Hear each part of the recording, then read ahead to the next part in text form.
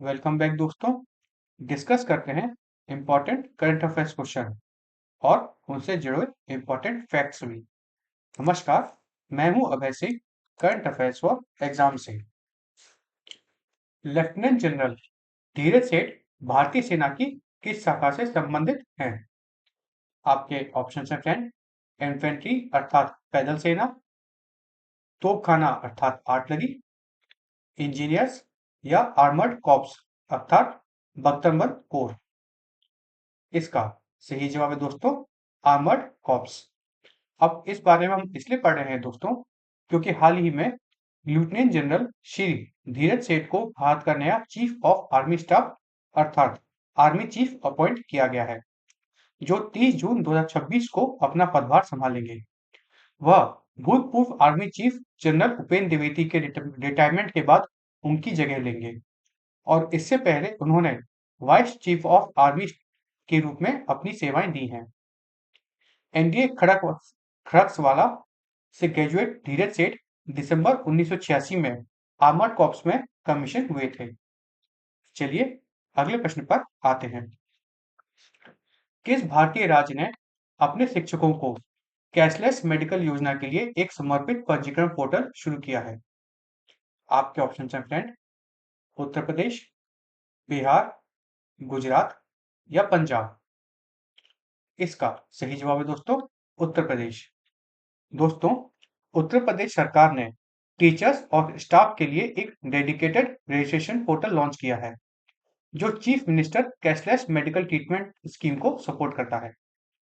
इस स्कीम के तहत बेनिफिशियरी और उनके डिपेंडेंट परिवारों को गवर्नमेंट और एम्पेनल्ड हॉस्पिटल्स में 5 लाख तक का कैशलेस ट्रीटमेंट दिया जाएगा। इस प्रोग्राम से बेसिक और सेकेंडरी एजुकेशन के लगभग 14 लाख बेनिफिशियरीज को फायदा मिलेगा, जिसमें एनुअल एक्सपेंडिचर 448 करोड़ से ज्यादा का अनुमानित है। चलिए अगले प्रश्न पर आते हैं। स्वदेशी जोरावर लाइट टैंक का वजन कितना होता है लगभग? आपके ऑप्शन है फ्रेंड। 15 टन, 20 टन, 25 टन या 30 टन। इसका सही जवाब है दोस्तों लगभग 25 टन। दोस्तों, अब इस बारे में हम इसलिए पढ़ रहे हैं क्योंकि डीआरडीओ और एलएनटी अर्थात लार्सन एंड टुब्रो ने मिलकर हाई एल्टीट्यूड और माउंटेनियस बॉर्डर्स एरिया के लिए एक indigenous light tank Zorawar develop किया है, जिसका फुल ऑपरेशनल इंडक्शन साल होगा 2027। मतलब ये फुल्ली 2027 तक ऑपरेशनली इंडक्ट किया जाएगा। इस लाइट टैंक का वजन लगभग 25 टन है, जिससे इसकी मैन्युवरिटी बेहतर होती है। मतलब ये बहुत तेजी से मूव कर सकता है और इसमें नाग मार्क 2 मिसाइल सिस्टम को इंटीग्रेट किया गया है, जिसकी रेंज लगभग 10 किलोमीटर तक होती है। पहले फेज में भारतीय आर्मी ने लगभग 60 जोरावर टैंक का इनिशियल प्रोक्योरमेंट का ऑर्डर दिया है, जो देश के इंडिजिनस डिफेंस मैन्युफैक्चरिंग इकोसिस्टम को मजबूत करेगा। चलिए अगले प्रश्न पर आते हैं। इनमें से किस फल को तेज पूर्व उत्पादक के तौर पर जीआई टैग मिला है? आपके ऑप्शन हैं फ्रेंड। लीची, आम, संतरा या केला। इसका सही जवाब है दोस्तों लीची। दोस्तों, आसाम ने जून 2026 में अपने प्रसिद्ध जीआई टैग तेजपुर लीची की पहली कंसाइनमेंट को हाल ही में दुबई और सिंगापुर के इंटरनेशनल मार्केट में एक साथ एक्सपोर्ट किया है और इसलिए हम इस न्यूज के बारे में पढ़ रहे हैं। फ्रेंड्स, तेजपुर लीची को साल 2015 में जीआई टैग मिला था, अर्थात ज्योग्राफिकल इंडिकेशन टैग मिला था और साल 2026 का तेजपुर लीची फेस्टिवल इस कल्टीवेशन का 100वां साल सेलिब्रेट कर रहा है।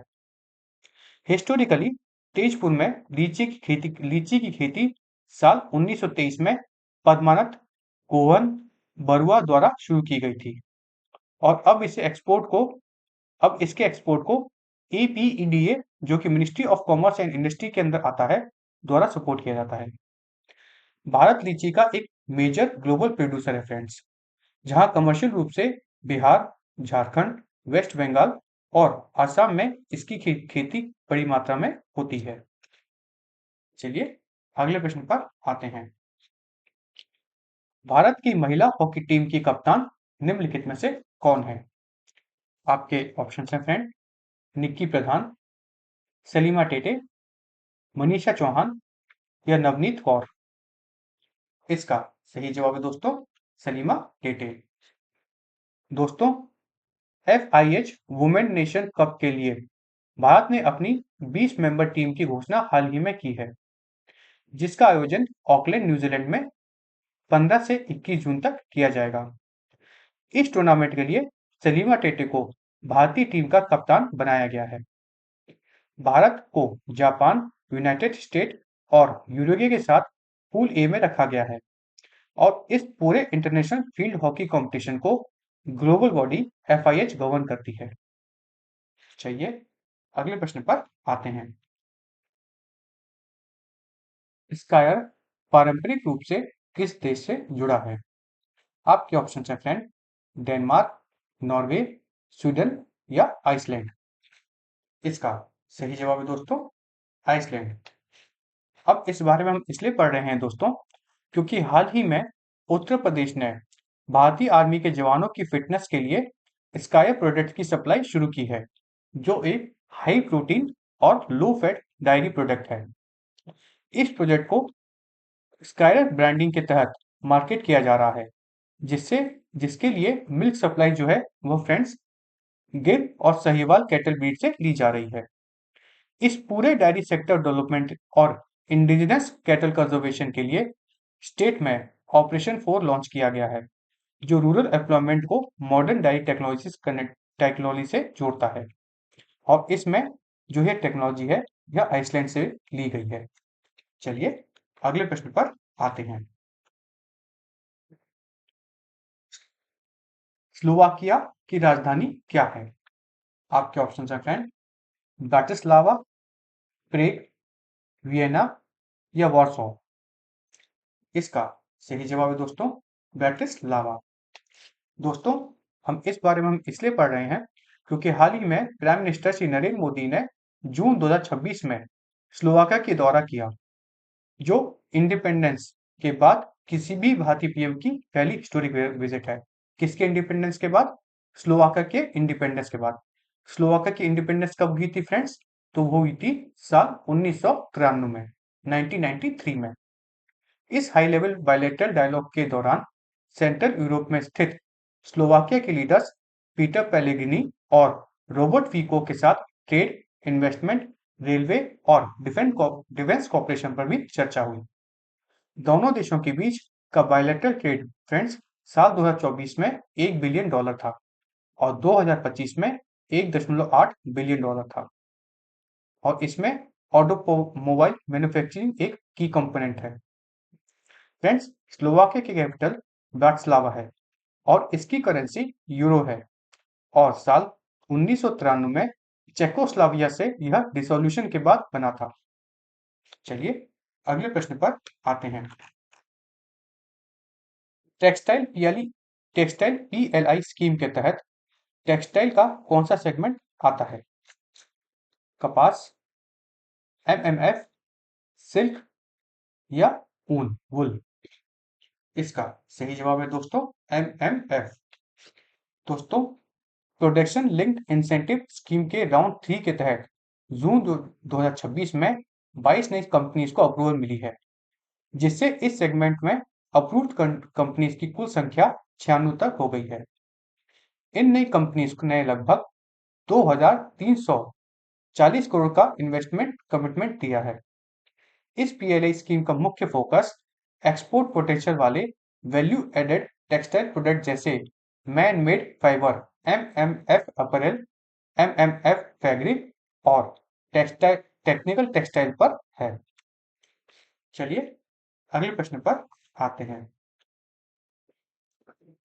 MFHS 6 में किस केंद्र शासित प्रदेश ने भारत की सबसे कम कुल प्रजनन दर टोटल फर्टिलिटी रेट दर्ज की है?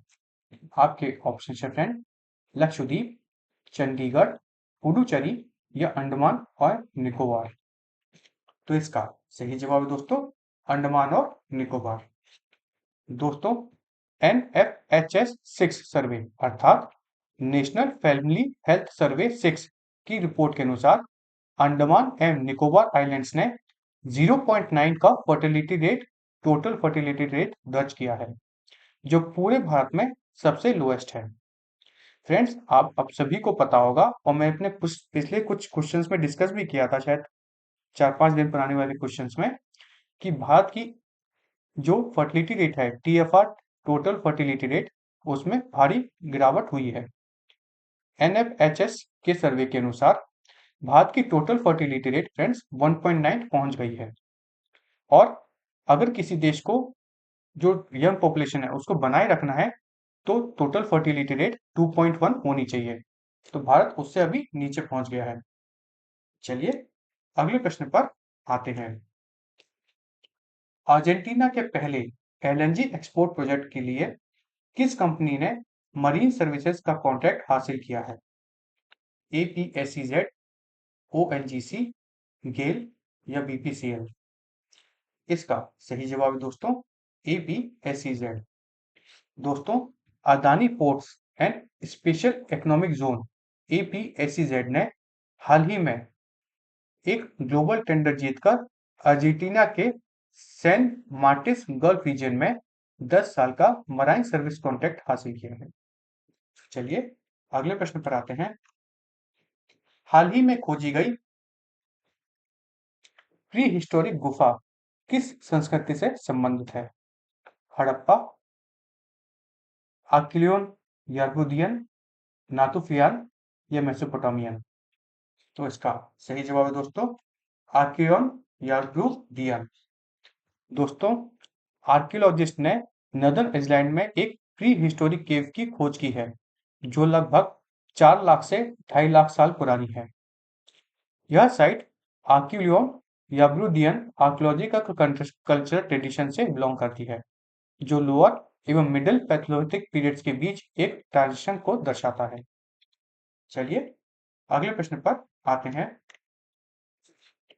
इनमें से कौन सा देश 16 साल से कम उम्र के बच्चों के लिए सोशल मीडिया पर प्रतिबंध लगाने की योजना बना रहा है? लगाया नहीं है पर योजना बना रहा है। आपके ऑप्शन है फ्रेंड, फ्रांस, जर्मनी, ब्राजील या कनाडा? इसका सही जवाब है दोस्तों कनाडा। दोस्तों, कनाडा सरकार ने हाल ही में हाउस ऑफ कॉमन्स के सामने अंडर 16 सोशल मीडिया बैन का एक नया कानून प्रस्तावित किया है। इस प्रपोज्ड बिल के तहत सोशल मीडिया और AI प्लेटफॉर्म्स पर ट्रांसपेरेंसी और सेफ्टी स्टैंडर्ड्स लागू करने के लिए एक नए डिजिटल रेगुलेटर का गठन का प्रस्ताव है। चलिए अगले प्रश्न पर आते हैं। प्लास्टिक का उपयोग मुख्य रूप से पानी से क्या हटाने के लिए किया जाता है?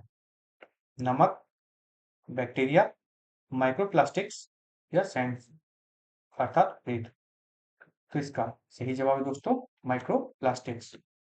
दोस्तों, भारत के 3 टीनेजर अर्थात युवाओं ने, जिनका नाम है विवान, आर्याना और आवियाना, ने माइक्रोप्लास्टिक पॉल्यूशन से निपटने के लिए प्लास्टिक नमक इनोवेशन बनाकर द अर्थ प्राइज का ग्लोबल विनर का खिताब जीता है। यह टेक्नोलॉजी बिना किसी इलेक्ट्रिसिटी या कॉस्टली इंफ्रास्ट्रक्चर के काम करती है, जिसमें टेरेमाइट सीड वेस्ट अर्थात इमली के बीज का कचरे के पाउडर का यूज करके माइक्रोस्टेप प्लास्टिक को क्रम्स में बदला जाता है और मैग्नेट से रिमूव किया जाता है। इस प्रोजेक्ट डेवलपमेंट को IIT गुवाहाटी के प्रोफेशनल्स द्वारा सपोर्ट किया गया था, जिसमें टीम को एशिया रीजन से जीतने पर $12,500 का ग्रांट मिला है।